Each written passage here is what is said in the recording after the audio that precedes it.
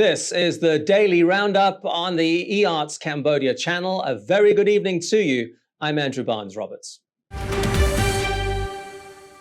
The Phnom Penh Municipal Administration has extended the city's COVID-19 administrative measures until further notice. They were first extended for 14 days on the night of the 2nd of June, but will now continue until a new decision is made. This will be dependent on Phnom Penh's success in containing the latest outbreaks at factories, as well as the pace of its vaccine rollout, and on everyone's adherence to safety measures. The affected businesses are those that have not yet been allowed to reopen since the law on preventative measures for COVID-19 came into effect in April. These are schools, vocational training centers, nightclubs, bars and beer gardens, KTVs, museums, massage parlors, casinos, cinemas, and gyms. Most of them have been closed since March and had been hoping to reopen this week, but city officials say it's just not yet safe to do so. There are still orange zones in place in parts of Port Saintché, and health officials are scrambling to contain outbreaks at the city's factories. Phnom Penh Governor Mr. Quang Sreng has already urged the city's 14 districts to tighten up preventative measures, saying cases have not decreased sufficiently enough. The capital is on track to be fully vaccinated by the 8th of July. A full reopening of all businesses is unlikely before then. Factories that are operating in the capital are now under strict new guidelines to prevent further transmission of COVID-19. The measures were signed by Phnom Penh Governor Mr. Quang Sreng on Wednesday. The guidelines target 5 main factors that are driving the continued spread of COVID in the capital. One of the main factors worrying officials is that workers employed by different factories are sharing their living space as well as their transportation. Others target workers buying food from unhygienic vendors and ignoring health measures such as mask wearing and social distancing. From Thursday onwards, factories must start organizing emergency exits, set up information counters, and have properly defined dining areas. As soon as is feasible, workers should also find accommodation closer to their places of work and not share rooms with those that work at other companies. Starting immediately, factories must carry out daily disinfections, conduct rapid COVID-19 tests, and implement proper social distancing, as well as ensure their workforce have access to hand sanitizer and are wearing masks. Transportation providers have also been ordered to reduce the number of workers in their vehicles to 50% capacity. Cambodia's daily COVID-19 numbers remain stubbornly high. It reported 625 new infections on Thursday, the latest figures being released by the Ministry of Health shortly before noon. The 625 new cases include 34 imported cases, which have now climbed to over 1,520. There have been 705 patients discharged from hospital over the past 24 hours, but 12 deaths. The latest figures take the country's total number of infections to 40,782. The day before the 20 February community transmission event, that number was barely 400. There had also been 0 deaths. That number is now at 380.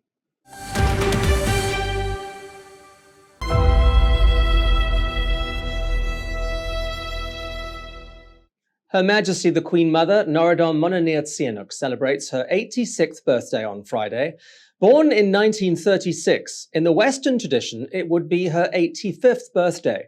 But in the Khmer tradition, Her Majesty is seen as beginning her 86th year. Either way, the day is, of course, a public holiday in Cambodia, a special tribute for a woman dubbed the Mother of the Nation. Her Majesty is the widow of King Father Norodom Sihanouk and the mother of Cambodia's reigning monarch, His Majesty Norodom Sihamoni. Once known as Princess Monique, the former beauty queen has helped steer Cambodia through its most troubled times to earn a place in the hearts of a grateful nation.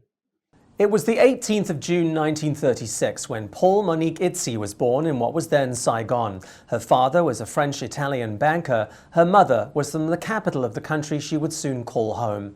As a child, she went to Phnom Penh's primary school Norodom and then Sisawat High School before attending the Lycée René Descartes.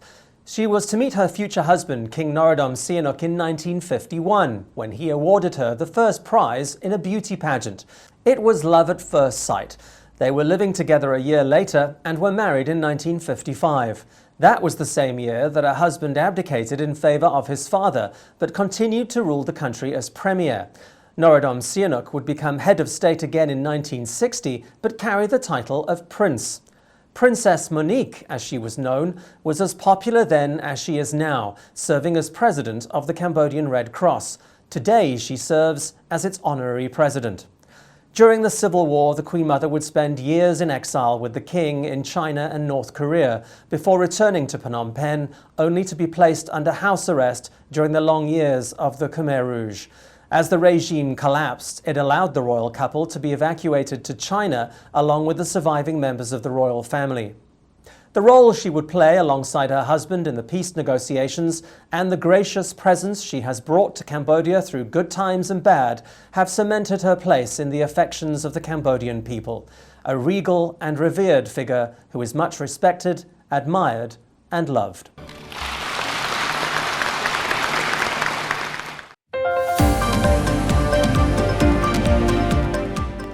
After the break, Alessio Mizzoni talks sport and lifestyle.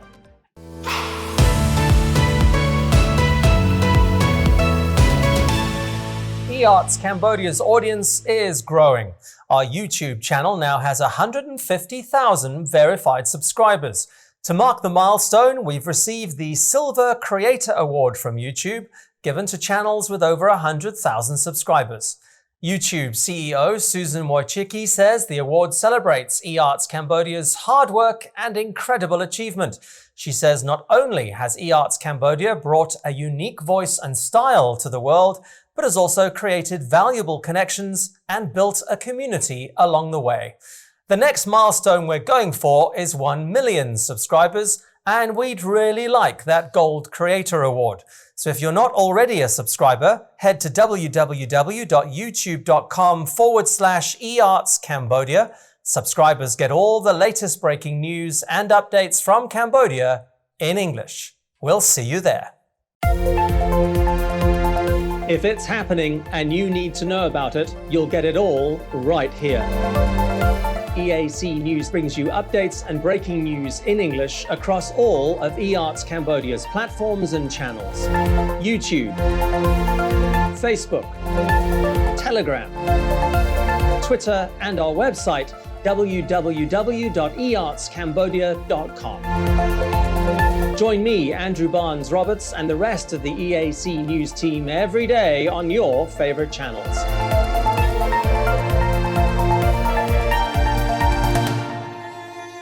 EAC News, Cambodia made clear.